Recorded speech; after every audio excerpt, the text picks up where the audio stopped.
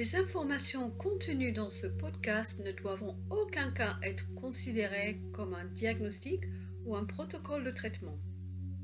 Vous devez toujours vous référer à votre praticien de santé ou à votre médecin traitant. Avant de commencer à découvrir ces informations, ne sous-estimez jamais la force et la puissance de votre système immunitaire et de ce dont il est capable lorsqu'il vient à votre défense et lorsque vous le soutenez de la bonne manière, avec les bons outils. Cette information vient d'en haut. Tout le mérite revient à Anthony William, Medical Medium. Le lien à son livre d'où proviennent ces informations sera ajouté en dessous de cette vidéo. Les informations suivantes proviennent du chapitre 3 de la nouvelle édition révisée du livre 1 de Medical Medium. Je suis restée très proche du texte d'origine, donc si vous avez le livre, vous pouvez suivre et compléter votre lecture. Et dans ce podcast, je vais couvrir les 4 stades de développement du virus Epstein-Barr. Alors, stade 1. Si vous attrapez le virus Epstein-Barr, il passe par une période initiale silencieuse où il flotte dans le sang et se reproduit très lentement pour générer ses équipes en attendant le moment opportun de lancer une attaque, une infection directe. C'est quoi un moment opportun pour le virus? C'est par exemple quand vous êtes physiquement épuisé ou que votre corps est privé de nutriments essentiels comme le zinc et la vitamine B12, ou que vous subissiez une expérience traumatisante comme une rupture ou une trahison ou le décès d'un être cher. Le virus peut détecter votre état de stress par l'adrénaline qu'il libérait, ce qui peut affaiblir votre système immunitaire et permettre au virus d'agir et d'en profiter. Le virus peut se réveiller lorsque vous traversez naturellement un changement immunitaire lié à votre système reproducteur. Donc chez les femmes, pendant les menstruations, 80% du système immunitaire s'occupe de protéger le système reproducteur, ne laissant que 20% pour surveiller le reste du corps. Et pendant l'ovulation, 40% du système immunitaire veille sur le système reproducteur, laissant 60% protéger le reste du corps. Pendant la grossesse, 50% du système immunitaire surveille le reste du corps. Ces périodes de changement peuvent donner une opportunité à Epstein-Barr de s'enraciner dans cette première étape. Pendant l'accouchement, 90% du système immunitaire se précipite vers le système reproducteur, ce qui laisse moins de 10% de son système immunitaire à gérer, à protéger le reste de son corps à ce moment-là. Et après l'accouchement, le rapport change sur une période de 3 jours à mesure que le système immunitaire de la femme se concentre sur le lait maternel et à rééquilibrer le corps. Les défis après un accouchement qui peuvent survenir comme la dépression, la fatigue, même le brouillard cérébral, des courbatures, des douleurs, peuvent durer des mois. Et donc c'est Epstein-Barr qui peut être responsable de ces nombreux symptômes postpartum. L'énorme poussée d'adrénaline requise pour un accouchement peut aussi nourrir le virus. Heureusement, les femmes apprennent à se soutenir et à se protéger grâce aux incroyables informations d'Anthony William. Donc, stade 1 d'Epstein-Barr est silencieux, donc les gens ne testent pas pour ce virus et ne savent pas qu'il est là. Le stade 2 se fait connaître à la fin de la première étape et commence une bataille connue à ce stade sous le nom de mononucléose.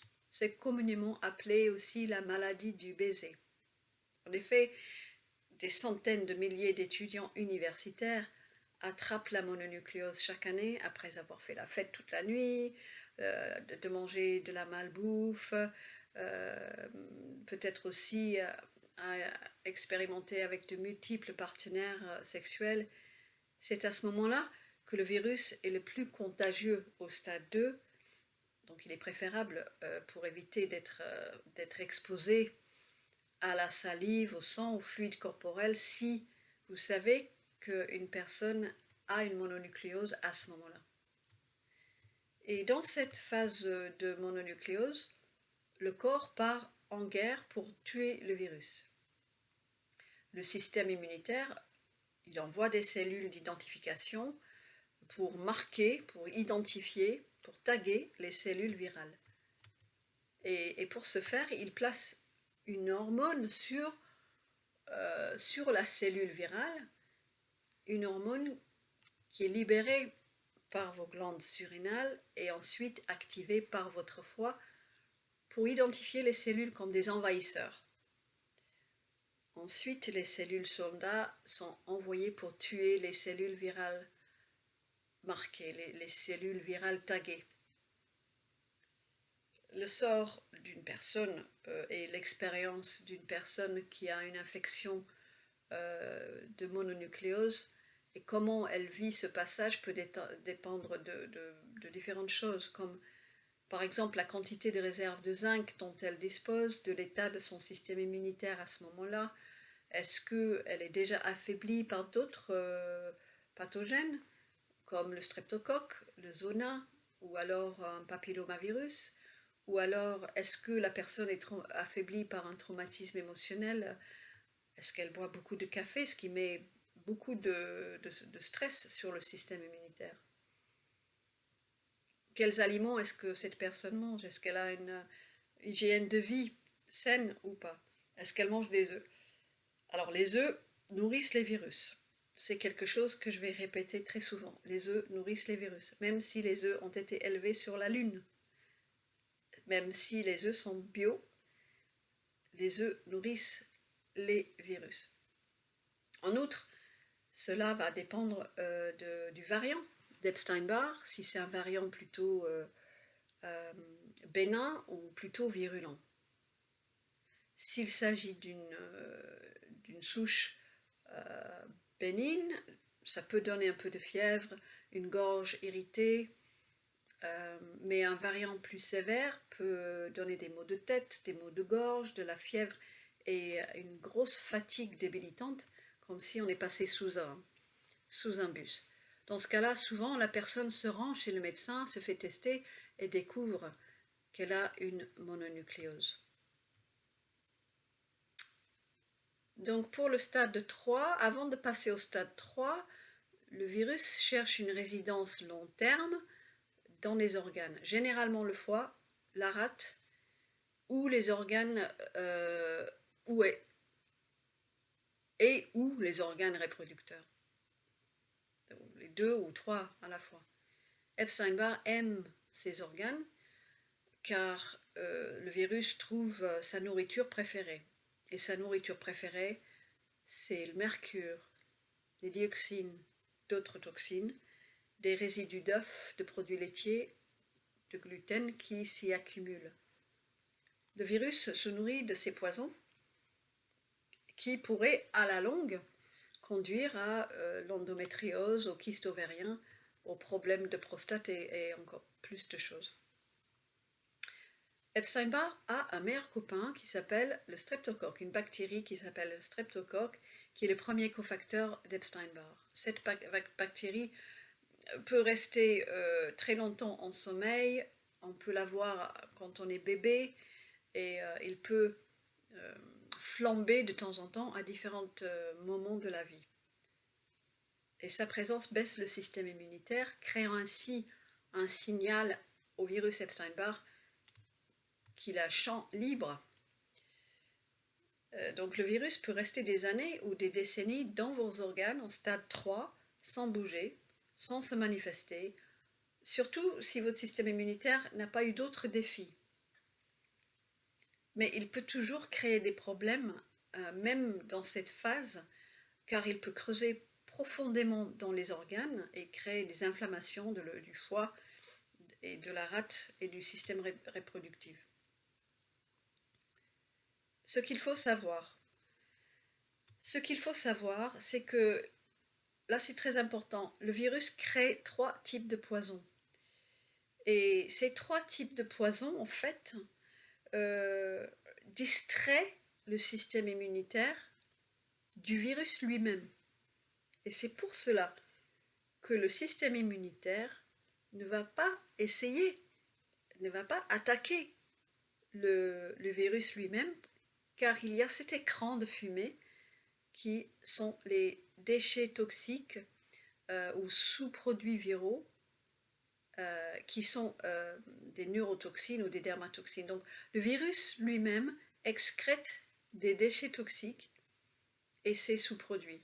À mesure que davantage de cellules se développent, ces déchets se développent beaucoup et exponentiellement. Et ces déchets sont souvent identifiés comme des spirochètes qui peuvent déclencher des faux positifs sur des tests de Lyme et conduire à un faux diagnostic de Lyme. Aussi, quand une cellule meurt, ce qui arrive souvent, car le virus a un cycle de vie de 6 semaines, le cadavre du virus est toxique et empoisonne encore plus le corps. Et comme je disais, ces poisons, les poisons qui sont créés par EBV, par ces processus, peuvent générer une neurotoxine, c'est-à-dire une toxine qui perturbe les nerfs et qui distrait ainsi le système immunitaire. Ces poisons qui sont créés par Epstein-Barr peuvent générer aussi des dermatoxines, c'est-à-dire une toxine qui monte à travers la peau, provoquant de l'eczéma, du psoriasis, lupus ou alors des éruptions cutanées, ainsi de suite. Donc, Epstein-Barr va sécréter ces toxines à des moments stratégiques pendant la 3e étape, pendant le 3e stade, et continuellement pendant le 4e stade, et empêchera votre système immunitaire de l'identifier, de l'attaquer. Les problèmes pouvant résulter d'une variété, d'un variant agressif d'Epstein-Barr dans vos organes incluent un foie qui fonctionne si lentement qu'il ne réussit pas à éliminer les toxines du système et ainsi créer des bouffées de chaleur, des palpitations cardiaques, des éruptions cutanées et peut-être une prise de poids aussi. L'hépatite A, B et C, le BV, en fait, Epstein-Barr est la principale cause d'hépatite C. Et un foie qui est stagnant et qui a du mal à fonctionner entraîne un stress sur les glandes gastriques dans votre estomac, ce qui peut entraîner une baisse du niveau de l'acide chlorhydrique et rendre le tractus intestinal toxique. Cela peut donc entraîner une mauvaise digestion de certains aliments et une putréfaction dans le tractus intestinal, entraînant des ballonnements ou alors de la constipation. Donc ce stress, cette pression sur le foie, créée par la présence virale, peut également entraîner une diminution des réserves de bile, de sorte que les graisses de votre alimentation ne soient pas dispersées ou décomposées, ce qui les fait rancir dans le tractus. Aussi, le décor est planté pour que peut-être plus tard, l'endométriose, les fibromes, les kystes ovariens ou l'hypertrophie de la prostate commencent à se développer. On peut aussi développer des sensibilités à des aliments qui n'avaient jamais causé auparavant de problèmes. Et ça se produit lorsque le virus consomme un aliment qu'il aime, comme le fromage ou le gluten, puis il excrète quelque chose, une substance qui est toxique et non reconnue par votre corps.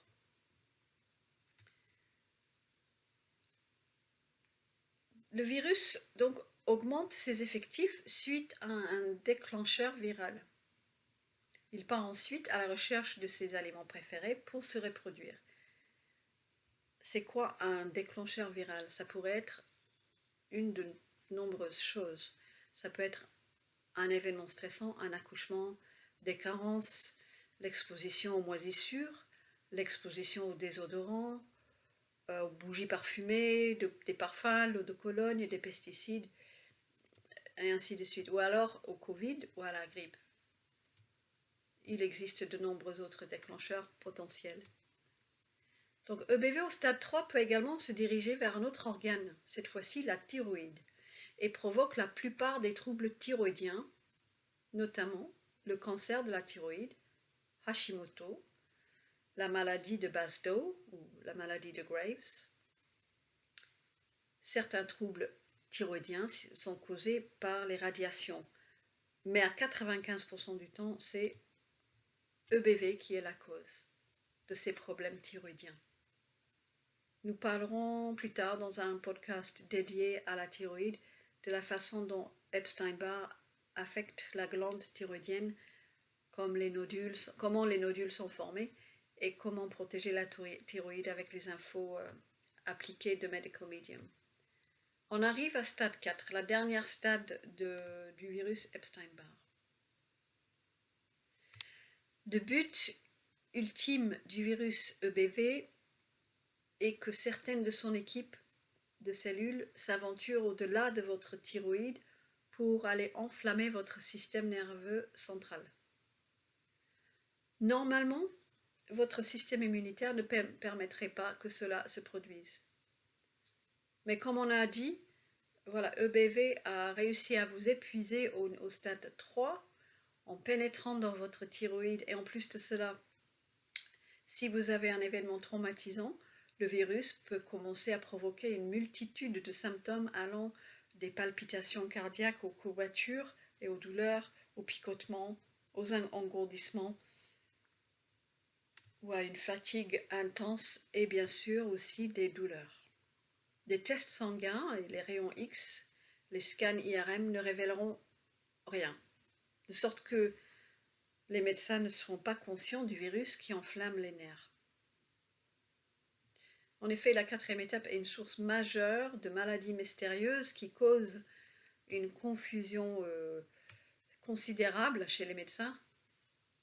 En fait, ce qui se passe, c'est que lorsque les nerfs sont blessés, ils déclenchent une hormone d'alarme pour indiquer à votre corps qu'il doit être réparé. Et au stade 4, EBV détecte cette alarme hormonale et l'adrénaline libérée lors de la blessure et se précipite vers l'endroit blessé en s'accrochant aux nerfs. Et le virus peut s'y installer pendant des années, ce qui veut dire que même s'il y a une blessure mineure, le virus gardera la zone blessée inflammée pendant parfois des années. Mais même sans blessure physique, le virus peut enflammer les nerfs.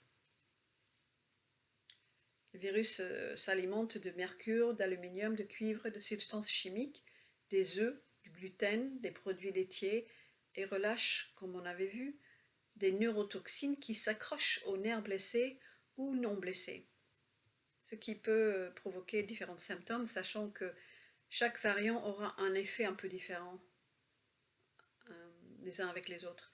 Un variant de BV peut avoir un appétit pour le mercure et générer une neurotoxine plus toxique. Donc quand ça touche le nerf, ça provoque de l'inflammation et de la douleur.